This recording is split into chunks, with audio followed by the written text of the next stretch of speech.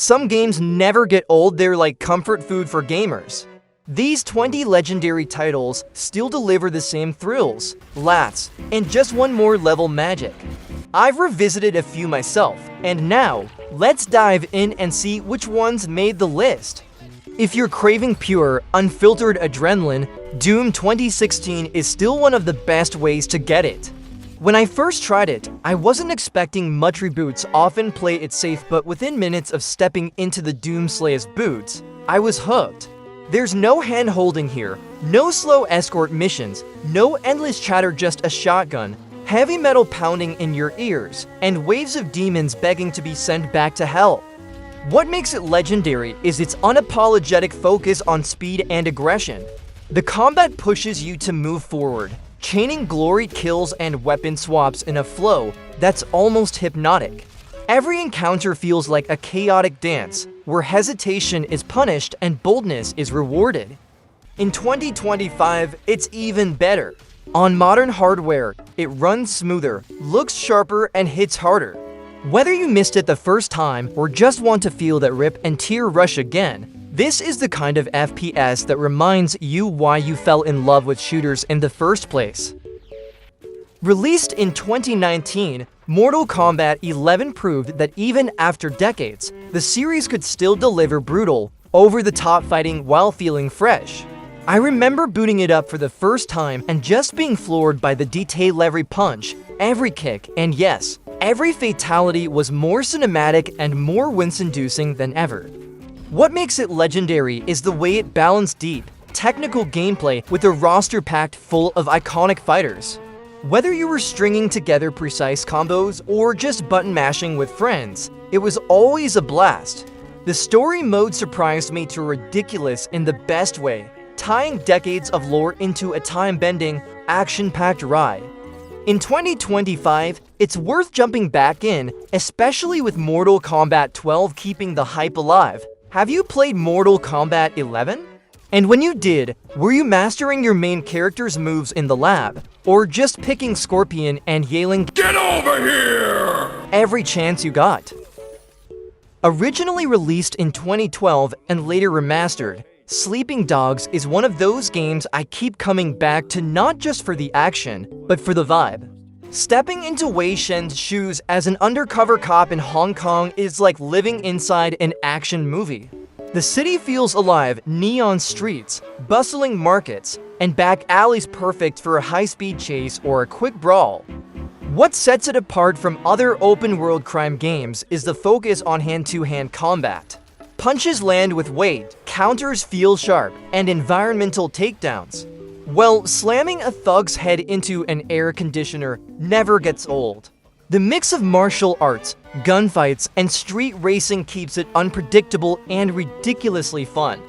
In 2025, the definitive edition still shines. Crisp visuals, a killer soundtrack, and a gritty story of loyalty and betrayal make it just as thrilling as ever. If you've never experienced it or missed that unique Hong Kong action energy, this is the perfect excuse to dive back in. Released in 2020, Final Fantasy VII Remake brought one of the most beloved RPGs of all time roaring back to life. I still remember stepping into Midgar for the first time this time and full detail and feeling like I was meeting old friends all over again. Cloud, Tifa, Aerith, and Barrett weren't just pixel sprites anymore. They were living, breathing characters with new depth and personality. What makes it legendary is how it reimagines the classic without losing its heart. The combat blends real-time action with tactical pauses, keeping every battle thrilling and strategic. The expanded story gives more room for character moments, making the emotional beats hit even harder. In 2025, it's the perfect moment to replay, especially with Final Fantasy VII Rebirth and the saga continuing. Have you played the remake yet? And if you have, did you race through the main story or take your time exploring every corner of Midgar before moving on? Released in 2015 as a remaster of the 2012 classic, Dishonored Definitive Edition blends stealth, supernatural powers, and open-ended level design in a way few games have matched. I still remember my first mission in Dunwall, creeping along rooftops, peeking through keyholes, and deciding whether to slip past guards or quietly take them out. Every choice felt like it truly mattered. What makes it legendary is the freedom it gives you. Want to be a ghost no one ever sees? Totally possible. Prefer to unleash chaos with a whirlwind of powers and gadgets? The game embraces that too. The world even reacts to your approach. More violence brings more plague and danger, while restraint keeps the city calmer. In 2025, it's worth revisiting to experiment with paths and powers you might have missed the first time. Have you played Dishonored before, and if you did, were you the silent shadow in the night, or did you leave a trail of chaos behind you? Released in 2015, The Witcher 3 Wild Hunt wasn't just a game, it was an era. The first time I stepped into Geralt's boots, I lost track of time wandering through war-torn villages, monster-infested swamps, and sunlit vineyards in Tusing. It's the kind of world that pulls you in with its beauty, then keeps you hooked with tangled politics, moral dilemmas, and unforgettable side quests that sometimes outshine the main story. The combat takes a moment to click, but once it does, every fight feels like a dance of steel and science. The writing, though, that's where the magic lives. From tragic love stories to bizarre fairy tale twists, it's a world worth exploring slowly, savoring every choice. In 2025, it's the perfect time to return. With The Witcher 4 confirmed to be in development, replaying this masterpiece is the best way to reconnect with Geralt's journey before the next chapter arrives. Trust me, you'll fall in love with it all over again. Released in 2008, Sonic Unleashed was a roller coaster in every sense. The daytime stages blazing through vibrant cities, lush countrysides, and seaside cliffs were pure Sonic magic. I still remember holding my breath as I nailed the perfect boost chain, that mix of speed and rhythm making me feel unstoppable. Then came the Werehog stages, slower, more combat-focused, and, let's be honest, divisive. But there was something oddly fun about smashing through enemies and exploring at a different pace. That bold blend of lightning-fast platforming and brawler gameplay gave Unleashed a unique charm. In 2025, it shines brighter thanks to fan projects like Unleashed Recompiled, which smooth out performance and sharpen visuals. With Sonic enjoying a new wave of success, revisiting Unleashed feels like catching up with an old friend who once dared to try something wildly different and somehow made it work. Released in 2013, Bioshock Infinite took us far from the underwater depths of Rapture and into the clouds of Columbia, breathtaking city suspended in the sky. I still remember my first glimpse of its sunlit streets, barbershop quartets, and patriotic banners, right before everything unraveled into chaos. What makes it legendary is how it blends stunning world building with intense, fast-paced combat. The skyline's rails you could zip along mid-fight made battles dynamic and unpredictable, and the story? It's a mind-bending mix of alternate realities, moral dilemmas, and a partnership with Elizabeth that turns into the emotional core of the journey. In 2025, it's worth revisiting not just for its beauty, but for the way it still sparks discussion years later. Have you played Bioshock Infinite? And if you have, did you spend more time chasing down every combat upgrade, or just wandering Columbia soaking in the details? Released in 2016, Cry Primal took a huge risk ditching guns and modern warfare for spears, bows, and the raw grit of the Stone Age. I remember booting it up thinking, no guns? In a Far Cry game, but a few hours in, I was hooked tracking mammoths, taming saber-toothed tigers, and sneaking through enemy camps with nothing but a club and a plan. What makes it legendary is how it strips gameplay down to pure survival. Every hunt, every fire lit at night, every narrow escape from a rival tribe felt personal. The world was stunning, 2 lush forests, icy peaks, and valleys teeming with life. I even caught myself just stopping to watch herds move across the plains. In 2025, it's worth revisiting for its uniqueness alone. Few games since have dared to go this primitive. Have you played Primal before? If so, did you go full stealth hunter or just charge in swinging? For me, it depended on the mood, but nothing beat the thrill of calling in my pet beast for the perfect ambush. Released in 2015, Dying Light blended parkour freedom with zombie survival in a way that felt completely fresh. I still remember my first rooftop sprint, leaping between buildings as the sun set because once night fell, the city became a different kind of nightmare. The volatiles weren't just enemies, they were the kind of monsters that made you think twice before stepping outside. What makes it legendary is its movement and tension. Running, climbing, and vaulting through Heron felt so fluid that exploration was as exciting as combat. The day-night cycle wasn't just visual, it completely changed the gameplay, forcing you to adapt your strategies. In 2025, it's worth revisiting not only for the thrill, but also to appreciate how it nailed the survival horror meets parkour formula that few have matched since. Have you played Dying Light, and if you did, were you the type to risk venturing out at night? Or did you barricade yourself inside until sunrise?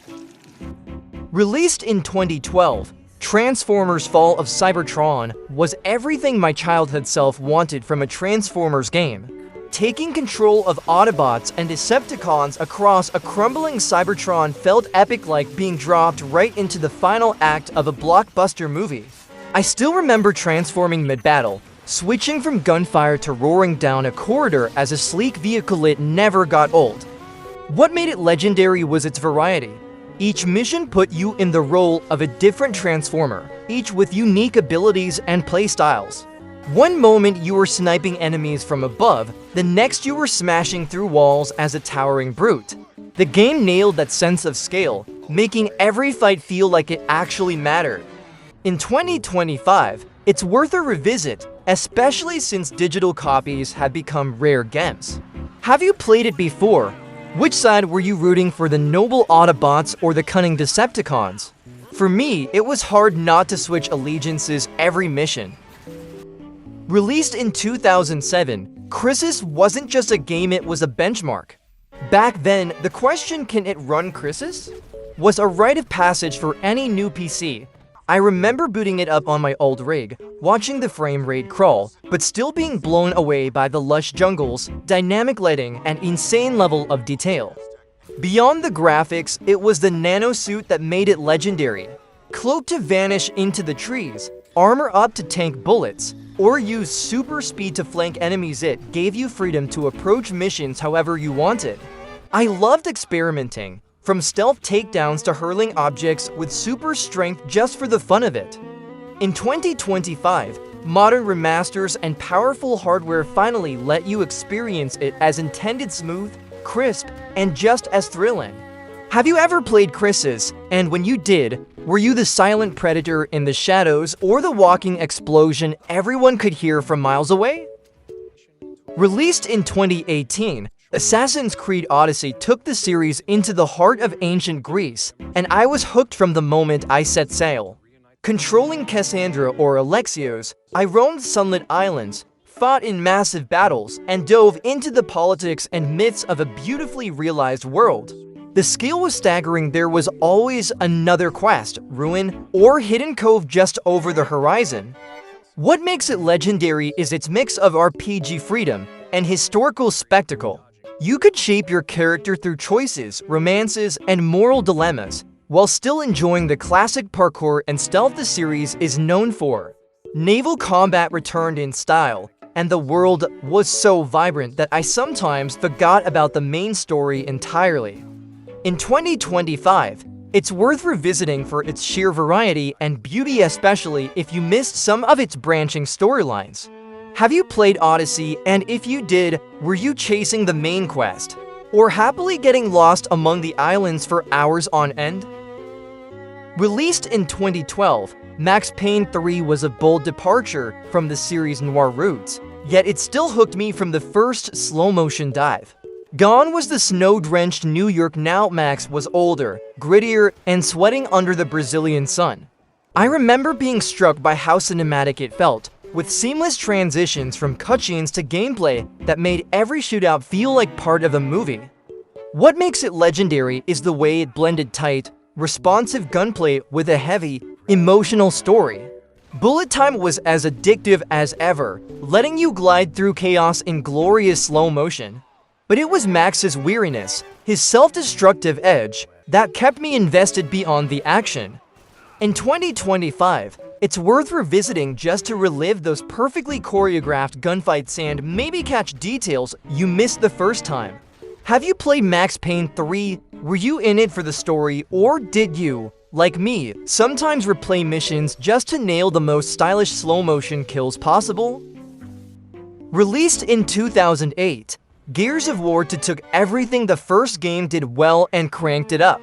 I still remember playing the campaign co-op with a friend, both of us yelling into our headsets during those insane set pieces, whether it was fighting through waves of locusts or riding that giant Brumic like it was the most normal thing in the world. What makes it legendary is its pacing. It knew when to throw you into all-out chaos and when to slow down for those emotional beats like the scene with Dom and Maria, which still sticks with me to this day. The new weapons, bigger battles, and more varied environments made every chapter feel fresh, while multiplayer kept us hooked for months after. In 2025, it's still worth picking up, especially if you've got someone to play it with. Have you experienced Gears of War 2? And if so, were you the type to charge in with a chainsaw bayonet or hang back and pop heads from cover? Released in 2016 in Japan, 2017 worldwide, Persona 5 isn't just an RPG, it's an experience dripping with style. From the bold red and black menus to the jazzy soundtrack, every moment feels crafted to pull you into its world. I still remember my first palace heist, sneaking through surreal dungeons while juggling school life, friendships, and a secret identity as a phantom thief. What makes it legendary is how it blends turn-based combat with a life simulation layer. Every day is a choice. Do you train for the next fight, hang out with a friend to deepen bonds, or explore Tokyo for hidden activities? Those choices shape both your party's power and your connection to the story. In 2025, it's worth revisiting not just for its incredible style and music, but to prepare for the upcoming Persona projects that keep the series alive. Have you played Persona 5? And if you did, were you the planner who maximized every day? Or did you just follow your heart and see where the year took you? Released in 2018, Marvel's Spider-Man nailed the feeling of being Spidey better than any game before it. The first time I leapt off a skyscraper, swung through Manhattan streets, and landed perfectly on a rooftop, I caught myself grinning like a kid. The web swinging was so fluid and natural that I sometimes ignored missions just to roam the city. What makes it legendary is how it blends exhilarating traversal with heartfelt storytelling. The combat is fast, acrobatic, and gadget-filled, making every fight dynamic. But it's the emotional beats balancing Peter Parker's personal life with his responsibilities as Spider-Man that stick with you long after the credits roll. In 2025, it's worth revisiting for that thrill of movement and the emotional punch of its story, especially with the Spider-Man 2 sequel keeping the hype alive. Have you played Marvel's Spider-Man? And if you have, did you spend more time fighting crime? Or just swinging through the skyline at sunset? Released in 2023, Hitman World of Assassination isn't a brand new game, but the ultimate package combining Hitman 2016, Hitman 2 2018, and Hitman 3 2021 into one seamless experience. I still remember my first mission as Agent 47 blending into a crowd, studying routines, and patiently waiting for the perfect moment to strike. That thrill never gets old. What makes it legendary is the sheer freedom it offers. Each mission is a sandbox of possibilities, disguised as a waiter, sabotage equipment, or pull off a happy accident. The trilogy's levels are all here, from glamorous Paris fashion shows to exotic coastal villas, each with multiple creative paths to your target. In 2025, it's worth revisiting to replay your favorite hits or tackle them in completely new ways. Have you played the World of Assassination version yet? And if you have, were you the silent ghost slipping away unnoticed? Or the bold assassin who left the scene in chaos? Released in 2012, Call of Duty Black Ops 2 stood out for doing something bold that let your choices shape the story. I still remember the tension of those missions, Knowing one wrong move could change the ending entirely. It wasn't just about reflexes, it was about making calls under pressure and sometimes living with the consequences. What makes it legendary is how it combined classic Call of Duty action with branching narratives and near-future tech. From high-octane firefights in futuristic cities to stealth infiltrations in remote hideouts, it kept me hooked from start to finish. And Raul Menendez, one of the most memorable villains in the franchise. In 2025, it's worth replaying not just for nostalgia, but to see how your decisions might differ this time. With Black Ops 7 bringing back familiar faces, have you played Black Ops 2 lately? And if you do, will you stick to your old choices or take the story in a completely different direction? Released in 2019, Resident Evil 2 Remake set a new bar for how classic games should be brought back. I still remember stepping into the Raccoon City Police Department for the first time, dark corridors, flickering lights, and that constant dread that something was just around the corner. Even knowing the original story, I still jumped more times than I care to admit. What makes it legendary is how it modernized the gameplay without losing the survival horror soul. The over-the-shoulder camera brought you closer to the terror, every bullet felt precious, and Mr. X's heavy footsteps could make your heart race faster than any jump scare. In 2025, it's worth revisiting for its atmosphere alone and maybe to see if you can survive on a harder difficulty. Have you played Resident Evil 2 Remake? And if you did, were you methodically conserving ammo? Or panicking and unloading your clip the moment something moved in the shadows? That's our list of 20 legendary games worth revisiting in 2025. I've played most of them. Far Cry Primal and Sleeping Dogs still stick with me, while some I found online look amazing but I haven't finished yet. How about you? Which game here left the biggest impression or is now on your must-play list? Let me know in the comments, and if you want more lists like this, hit subscribe and turn on the bell so you won't miss the next one. Yeah, I'm here to get it. I got drive, got sight, always have a vision. I go by at night, I be in my feelings, I'ma be fine.